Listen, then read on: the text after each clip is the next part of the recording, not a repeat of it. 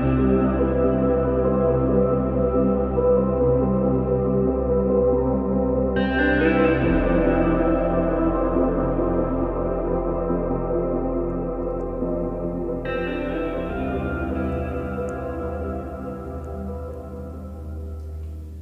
morning. Welcome to our spiritual Sundays. This is a special one. It's right before Thanksgiving, so let's see what message we are gonna get. This is a backup class, so I'm trying to.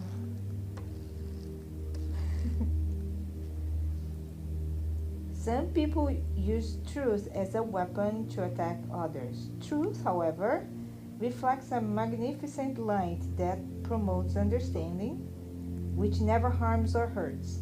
Like bread, it must be ingested in proper amount, or like water, which should be drunk in the right amount.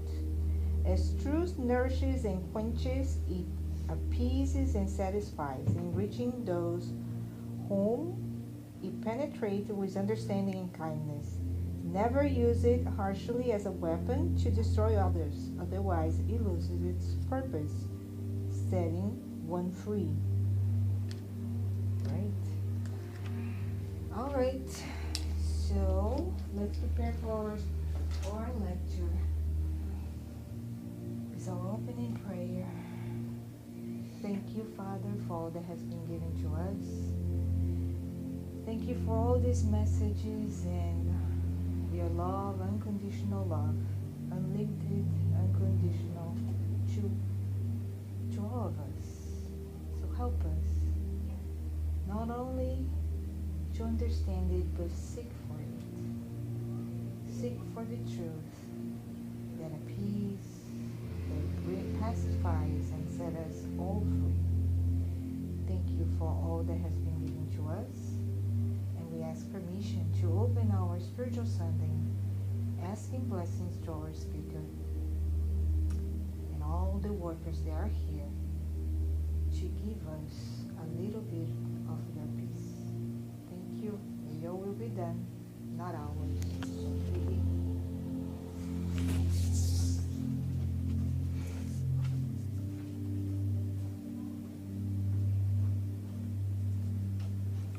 Thank you, Susanna. And today's talk, we're going to talk something about suffering.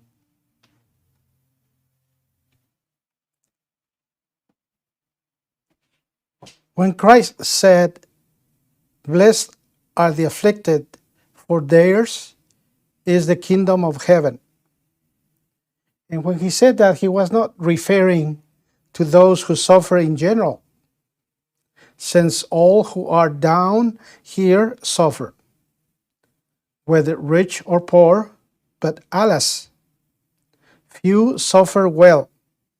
Few understand that it is enduring the trials what alone can lead them to the kingdom of God. Now, discouragement is a fault. God refuses to give you comfort when you lack courage. So, if He doesn't give us comfort when we lack courage, that means He's telling us not to be weak. We have to affront every single trial with faith, with understanding that there is a purpose behind for that suffering. On the other hand, prayer is a support for the soul, but guess what? It is not enough. It must be based in a strong faith. in the goodness of God.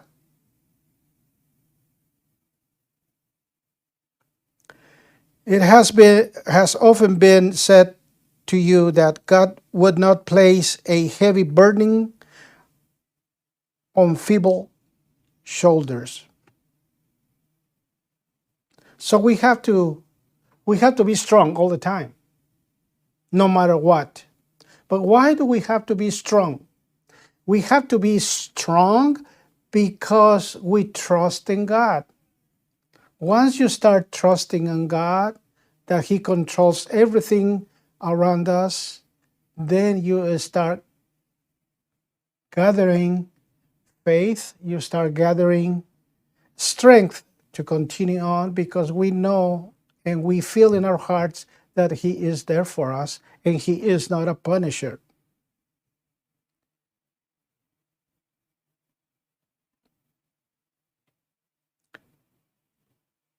The burden is proportionate to one's forces, so He will not give us something that we cannot withstand. It's just like the reward will be proportionate to one's resignation and courage. So we have to really understand and show resignation for every single try we get. And once again, he repeats the word courage, because we have to show we don't have feeble shoulders. And it's self-understood what he meant with that. A reward will be greater than an affliction is painful. Let me rephrase that. A reward will be greater than an affliction is painful. But such reward must be deserved. And that is why life is full of tribulations. And it is. We all, even though when infants, we still start, that's when we start having so many tribulations, so many trials that we get. Just to being born with an innocent mind without comprehension, and we need to open our eyes and start looking everywhere to start gathering information. But we still did not understand why we're there, why we have that type of parents, why we have that type of environment surrounding us. And we might, now that we gather that information, being with a little bit more knowledge, we may say this kind of unfair for us to be born like that as a babies. That we live in an environment that, as a babies, we do not really care if we have to pay rent, or we have to provide food, or we have to tender care to others. But nevertheless, let's continue gathering strength, courage to continue on. Always. We know that this is not the only life we're going to have. We had so many in the past, and there's so many more coming up to us, so we need to continue showing courage, showing faith. Faith that will give us strength and make us to endure into a better environment once we cross the veil. And there's an example here. It says that a soldier that is not sent to the line of fire is not happy, because staying back at the camp will not bring him or her any promotions. So we need to continue being active in what we learn. So then, be like the soldier and do not wish to rest back at the camp, where your body would become weak and your soul numb. Be content when God sends you into combat. This struggle is not the fire of battle, but the bitterness of life, which is sometimes more discouraging than a bloody fight.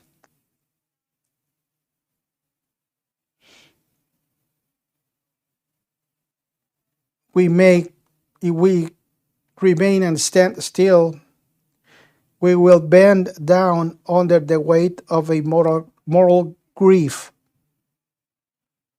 Now, we humans, we have no reward for this kind of courage. But God reserves victory laurels and a glorious place to them. When a reason for pain or annoyance comes to us, let's try to gain the upper hand. And when we have managed to control our impulses of impatience, anger, or despair, say to yourselves with just satisfaction, we have fight the good fight, and I prevailed.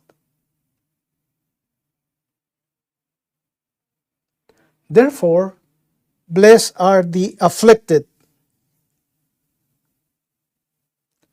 can be translated thus: blessed are those who have the opportunity to prove their faith, their steadfastness, their perseverance, and their submission to the will of God, because they shall receive 100-fold the joy they lack on earth, and afterward comes rest.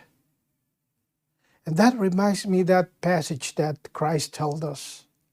He told us, "Come unto me, all of you that are labored and have a heavy burden, and I will give you rest. Take my yoke upon yourselves and learn of me, for I am meek and lowly in heart, and you shall find rest unto your souls. For my yoke is easy and my burden is light." And that, my friends, those words is the one that we're talking about today. That is where we need to build up our courage, our strength, thinking that Jesus is there to give us peace in our hearts, strength in our souls. He will lessen our loads, our burdens. Yes, it is definitely that we all gonna continue having trials, even though we are good persons or we're practicing the good for others. Yes, they'll continue. Why? Why do we continue having trials in our lives? It is just because of the fact that we're still imperfect. We still do not have enough knowledge of what it takes for us to be victorious, to receive the victory laurels that He has prepared for us. On the other hand, trials, they do also make us stronger. And that's something that people sometimes they take a hard time to understand. And I was reflecting upon one fact the other day, that when I came to visit my regular doctor, they took my vital signs, blood pressure, temperature, and so forth. But also they are now using the little device that they put on your finger to measure, to do oximetry, see how much oxygen content isn't running through my bloodstream. And I took a little thinking, because the nurse that she was doing that, she says, take a deep breath. I said, why is she asking me that? And when we do our meditation here, we said, take a deep breath in. And she was looking at the monitor, and she said, take another deep breath. And then take another deep breath. I said, oh, okay, real good. You're 98% now. And what I understood from that is that when I came in to see her, I became a little bit apprehensive. So I started shortening my respiration. I need to let you know that the total volume of our lungs measurement for oxygen is about this much. From here to here, let's say, it's just an example. Regularly breathing, we only breathe about this much. When we take a deep breath in, the oxygen level starts filling up our lungs this much, almost to the fullest. Then we continue on. But there's something interesting. When we are in a trial, when we have pain, when we acquire discouragement of something that has or is being happening to us, the first thing we do, we start going like this. So the oxygenation, instead of being like this normally, it starts getting decrease. And the more we decrease that oxygenation, our bloodstream that carries the oxygen to our brains start getting the lack of oxygen and can make us do bad decisions, really bad decisions. So it is so important for us to continue oxygenating our bloodstream to start understanding that our trials is for us to learn. And also, when we do meditation, it is so important for us to do the meditation, because that's an encounter with the divine. It's an encounter with our own selves. And it's purifying to our body. It's purifying to our spirit when we meditate. Because with the crazy things that they're happening around our daily lives, we forget to breathe properly. We forget that we are living beings with need of oxygen continuously. But I have to express to you that the oxygen that we are breathing in is not really just pure oxygen. What it is the vital principle that we put into our system in order for us to be calm, to our brain to function properly, to help us to get good thoughts, and hopefully to solve better our problems of our daily life. We can comprehend better.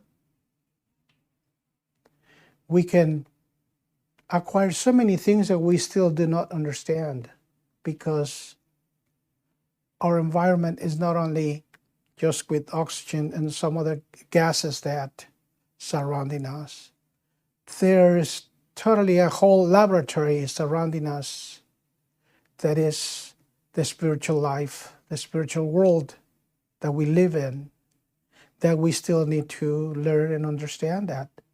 Once we do that, the external forces that they're coming to us, our mentors and guides, giving us the necessary magnetic influence into our lives, will make us to become stronger, to make us more compassionate, to make us harder to get mad, to help us to make good decisions in our lives. So it is my prayer today, my friends, that let's keep breathing in that vital principle. Let's continue reminding our hearts that God is there for us, that we have our mentors and guides in order for us to be directed into a better way of living, stronger, and with that, we can be and obtain happiness that we have never felt before. And it is my testimony of that in the name of Jesus.